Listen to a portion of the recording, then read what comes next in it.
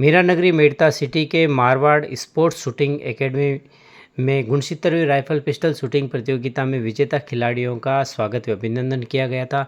इस दौरान अतिथि किशन सिंह चंपावत, मरुधर डिफेंस एजुकेशन के चेयरमैन मनोहर लाल गहलोत, प्रधानाध्यापक शिशु निकेतन, अशोक भाटी, मयूर पब्लिक स्कूल, शांति देवी मेहरिया, अध्यापिका इंदावड़ आदि अतिथियों ने इन नन्हे मुन्ने खिलाड़ियों को अभिनंदन करके इनका हौसला अफजाई किया। इस दौरान मुरलीधर रांकावत अध्यापक, ताराचंद मरोठिया पर्यावरण संरक्षण, गौरीशंकर अध्यापक जी ब्रिलियंट स्कूल, ताराचंद गुजर, देनेश चौहान, रणवीर ताडा, अश्विनी सोनी आदि मौजूद रहे। इस दौरान मरुधर डिफेंस स्कूल के चेयरमैन किशन सिंह चंपावत ने कहा कि सभी एकत्रित में बच्चों को शुभकामनाएं देने के लिए कि ये जीवन में आगे बढ़ें, तो यही सोच से मोमालाल जी ने इस एकेडमी में हमें आमंत्रित किया है, क्योंकि हम बच्चों के साथ ही रहते हैं हम सभी, और बच्चों की साइकोलॉजी को बहुत अच्छी तरह समझते भी हैं और बच्चों की जिम्मेदारी को भी हम समझते हैं। लंबे समय से मैं मनोहर जी भाई साहब को देखते हुए आया हूँ। अगर मैं एक शिक्षक के तौर पे देखूं तो इनसे बेस्ट शिक्षक मैंने नहीं देखा।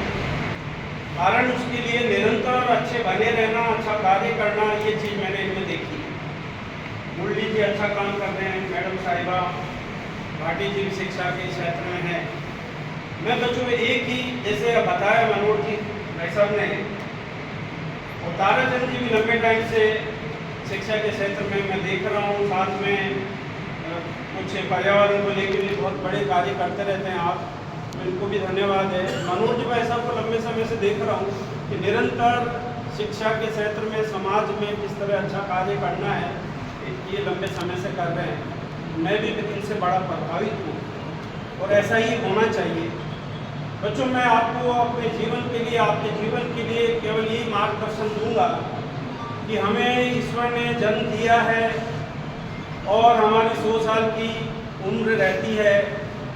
अगर आप लापरवाही करेंगे वो 80 साल आ जाएगी, 70 साल आ जाएगी। इसलिए अपने जीवन को अच्छा बनाने के लिए, और जीवन मिला है तो उसमें क्या उपलब्धि हासिल करनी है, राष्ट्र के लिए क्या करना है। अगर हम राष्ट्र के लिए कुछ कर पाते हैं तो हमारा जीवन सार्थक है। हजारों साल पुरानी हमारी सनातन संस्कृति ये दुनिया है, लेकिन याद किनको किया जाता है? अगर हम पीछे जाएं 500 साल में तो महाराणा प्रताप को याद किया जाता है, भगत सिंह को याद किया जाता है, और जो हमारे स्वतंत्रता सेनानी है उनको याद किया जाता है। बुरे व्यक्ति को कोई याद नहीं किया जाता। पैसा कितना भी किसी ने कमाया हो, किसी को कोई याद नहीं किया जाता। केवल भामाशाह को याद करते हैं कि वो पैसा भामाशाह ने पैसा राष्ट्र के लिए दिया था, पैसा उनके पास था तो उन्होंने उपयोग किसके लिए किया? राष्ट्र के लिए। इसलिए उनको याद किया जाता है। जो राष्ट्र के लिए और सच्चाई के लिए लड़े हो उनको याद किया जाता है। जैसे बताया मनोहर जी भाई साहब ने अर्जुन का, तो अर्जुन का जब वो लक्ष्य पूछा गुरु ने कि तुम क्या देखते हो, तो उन्होंने कहा मेरे को मछली की आँख दिखाई दे रही। तो हमारा भी यही रहता है जीवन के अंदर कि आपने एक लक्ष्य बनाया, मुझे अच्छा शूटर बनना है, मुझे IAS ऑफिसर बनना है, RS ऑफिसर बनना है, या समाज सेवा करनी है। एक लक्ष्य बनाया और उस पर निरंतर काम किया। आप निरंतर जब काम करेंगे वो सिंसियरिटी से करेंगे, एकाग्रता से करेंगे, पूरे कंसंट्रेशन से करेंगे, तो निशाना अंत में लगता ही लगता है।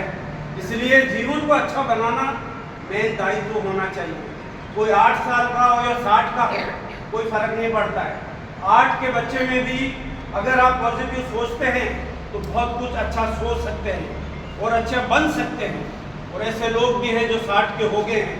हम देखते हैं टीवी पर, मोबाइल पर, सोशल मीडिया पर कि 60 के 70 साल के लोग बेवकूफ़ी टाइप बातें करते हैं। हम देखते हैं वो कोई राजनीति में हो या समाज कैसा भी कार्य कर रहा हो, तो जब बेवकूफ़ी की बात वो करता है तो हंसी आती है, क्योंकि उनको देखकर इस युवा पीढ़ी पे क्या असर पड़ेगा वो ये नहीं सोचते।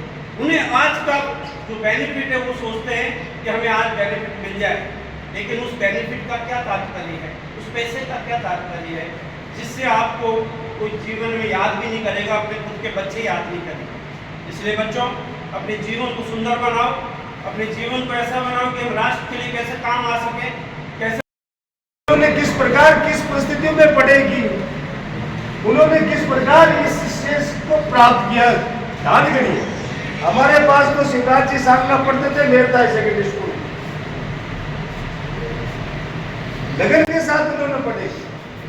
उनकी पारिवारिक स्थिति, जिस प्रकार आपकी पारिवारिक स्थिति उच्च स्तर की है आर्थिक दृष्टि से, उनकी पारिवारिक स्थिति इस प्रकार की नहीं, लेकिन उनके मन में एक लक्ष्य था।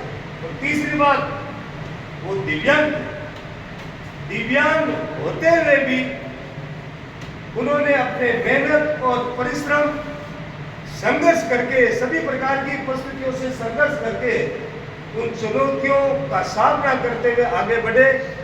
और आज हम सबके प्रेरणा के स्रोत है शिवराज जी सांगला।